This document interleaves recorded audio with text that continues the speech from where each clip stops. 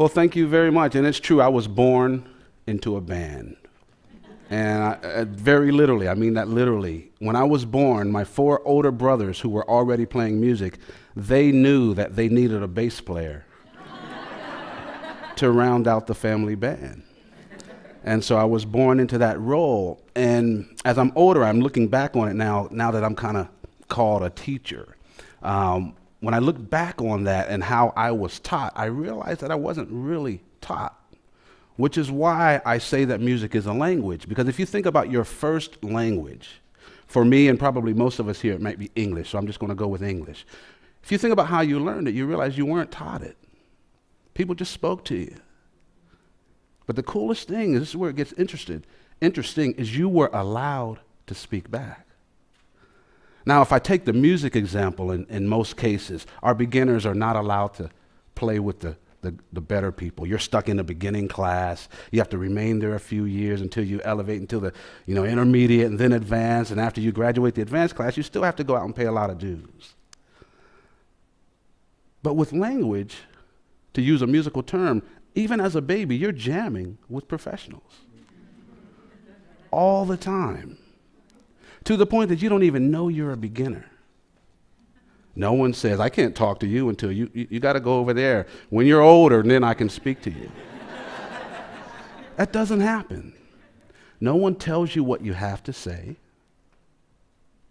You're not made to sit in a corner and practice. You're never even corrected when you're wrong. Think about it. When you're 2, 3 years old and you say a word wrong over and over, no one corrects you.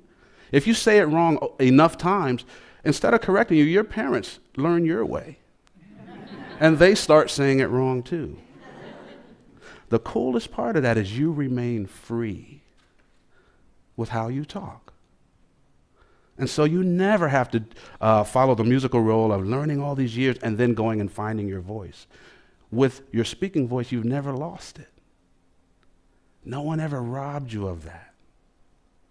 And so, because when I was young, that's how I was learning. I was learning English and music at the same time and in the same way. So I tell this to people. I usually say, yeah, I started when I was 2 or 3. And I say that just because that's more believable. But when did you start speaking English? Did you wait until you were 2 or 3? No. You were speaking, I'd probably say before birth.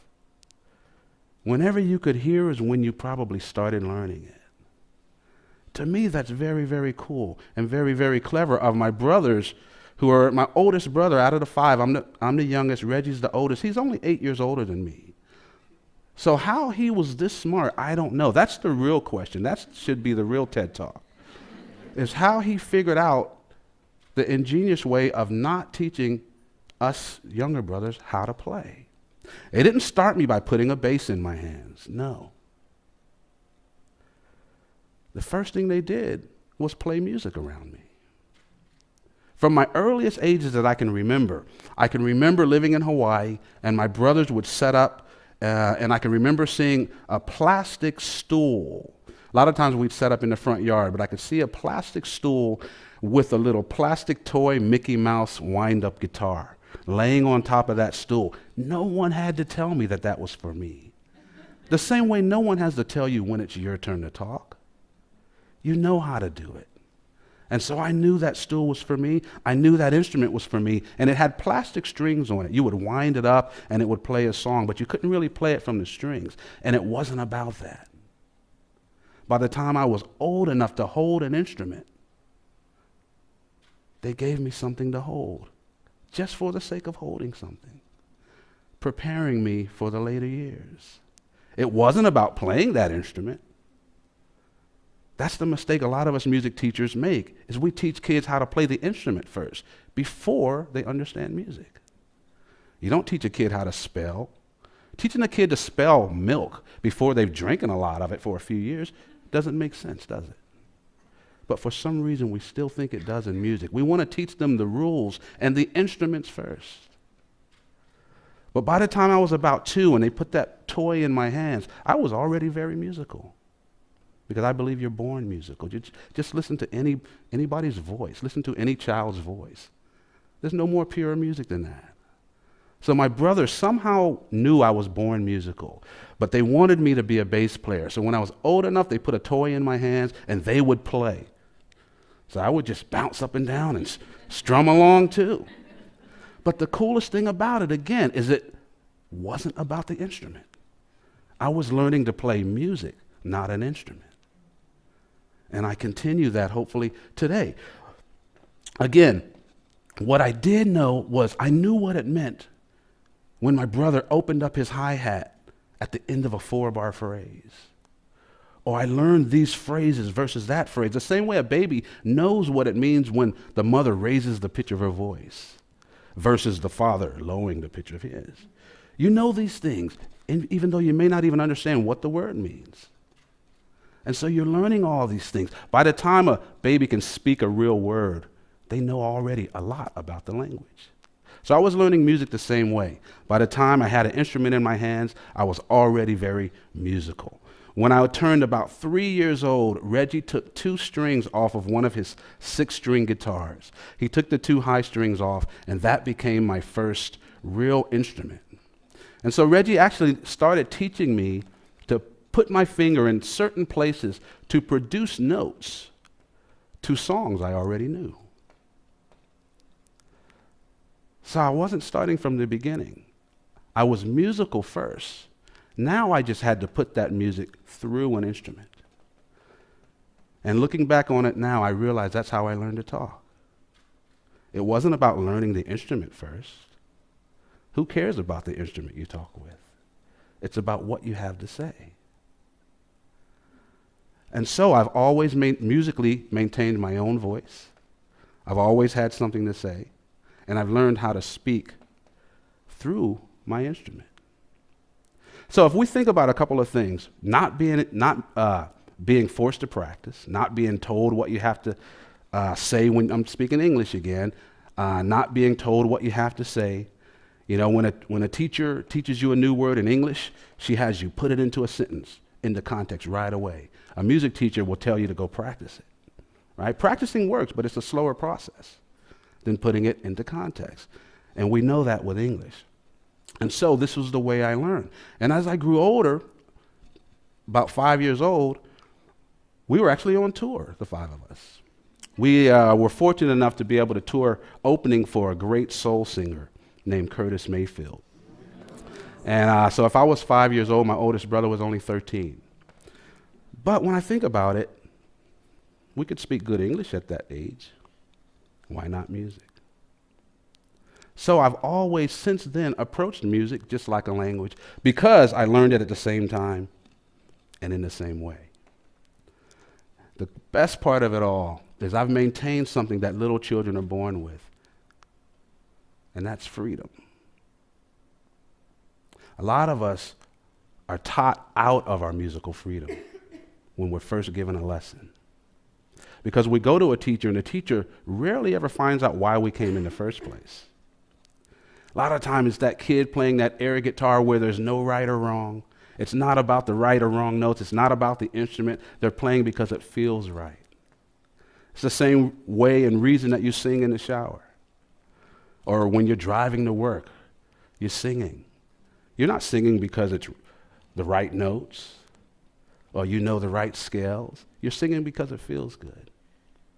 I spoke to a lady at breakfast who says, I'm Ella Fitzgerald when I'm in the shower. And of course she's right. So why does that change when someone outside starts to listen? That freedom becomes lost as we grow and as we learn, and we need to find a way to keep that freedom. And it can be done. It's not going forever. A kid playing air guitar will play with a smile on their face. Give them the first lesson, the smile goes away.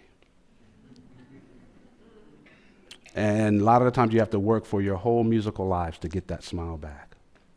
As teachers, we can keep that smile if we approach it the right way.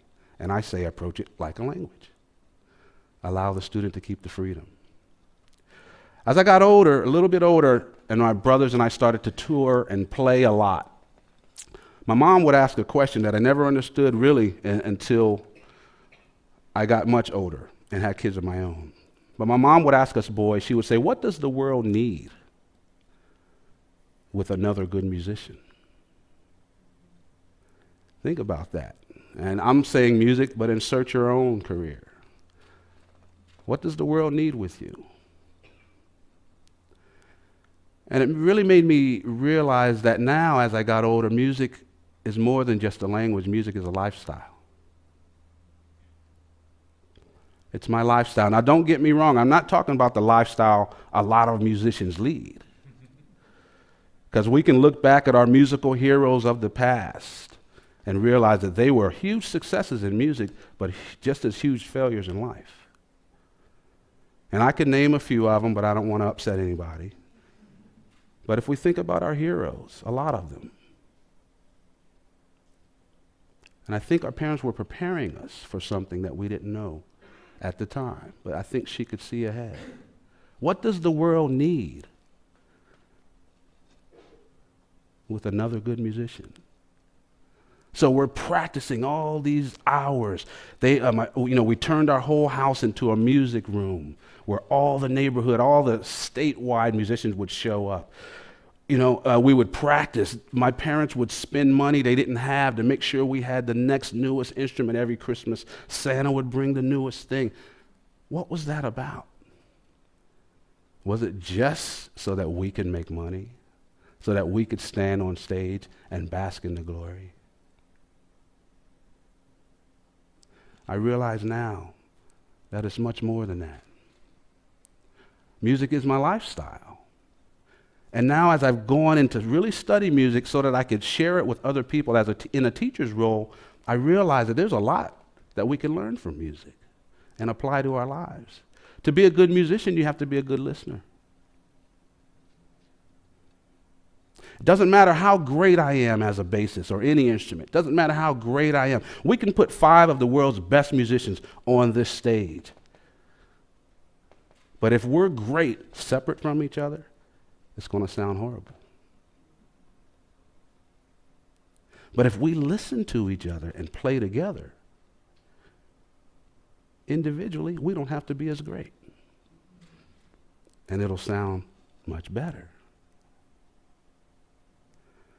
I was invited a couple years in a row to go to Stanford in California and put together a musical team to address the incoming freshman class. And we were able to use music to give them an idea of what the next 4 years of their life might be like. And it was fun using music to do it because music is a way that I can talk about anything that could be kind of touchy. Politics, racism, equality, inequality, religion. I can do it through music and I'm still safe, But we were able to pick someone out of the audience who never played an instrument before. Usually it was a female, have her come up, we strap a bass around her neck, and then I would get the band playing. And as soon as the band starts playing, that person starts doing this, right? And I say, that's music. If you listen to that bass, like any instrument in a music store, when it's sitting there, it doesn't make a sound. So if you want music to come out of that, you got to put it there. And that groove that's in your neck, you just got to put it into that instrument. So I just had her with her left hand squeeze the neck, because everyone knows how to hold an instrument. That's not new. Squeeze it, and then let your right hand dance on the string. And she starts bouncing on that note, and the band kicks up around her. All of a sudden, she's a bassist. More so, she's a musician. A dancer never has to ask questions before they dance. A singer doesn't usually have to ask, what key are we in? Musicians have to ask too many questions. So what that taught me is that, wow, because we're great, she doesn't have to know anything. And all of a sudden, anyone who were to walk into the room and see this band with this newcomer on stage, no one would know who was the newcomer. So that let me know, wow, if I use my greatness in the right way, it can help others rise up quickly. And the coolest thing about that whole thing at Stanford is she got to take the bass home. So, and I saw her recently, and she's still a bassist, So that's great. So listening is a great musical key that we can use for life. working together, of course, being great to help other people great. When people put you up on a pedestal, don't come off the pedestal acting like you're humble. Stay up on that pedestal, because if they put you there, that's showing you how high they can see. Stay there and then pull them up. And they'll grow faster than if you come down, right? So we're going to help these people because we're great. And in music, usually I'm not great until you say I am anyway. You know, they say, oh, he's won all these Grammys. I can't win anything without you all. But another thing my mom always taught us is that you boys are already successful. The rest of the world just doesn't know it yet. I didn't understand that then, but I really, really do now. So, really quickly before I get out of here, I just want you to think about this. If I were to play two notes, let's say I play a C, just going to have to use your imagination. If I play a C and a C sharp right next to each other, it'll probably sound like those notes clash. Wrong, bad. But if I take the C up an octave, play the C sharp and the C again, all of a sudden it sounds beautiful. Same two notes. That C becomes a major seventh to the C sharp, which is the key element that makes a chord almost too beautiful, too nice sounding. So how can these same two notes sound bad and clash in one instance and beautiful in another? Let's take that to life. When we see something bad or awful or horrible in life, maybe we're just viewing it in the wrong octave. Maybe we could change our perspective. Actually, if you see something that's wrong, you should know that you're seeing it in the wrong octave. And find a way to change your viewpoint. Or to use a musical term, change your octave. Countries make bombs with the goal of hurting people, instilling fear, killing people, proving a point. Countries, governments bless the bombs before they're sent. And this happens from the top down, the government down. This is our answer. Makes me realize that the solution may have to come from the bottom up. Is anyone working on a bomb that makes people love you? Maybe a Cupid bomb. I believe we already have it. It's called music. And every country has their own version of it. And it works. It brings people together. You don't have to know a thing about it to get it. It's a language. It's a lifestyle. And it can save the world. My name is Victor Wooten. I'm a musician. And I hope you will join me on the battlefield. Thank you. Thank you.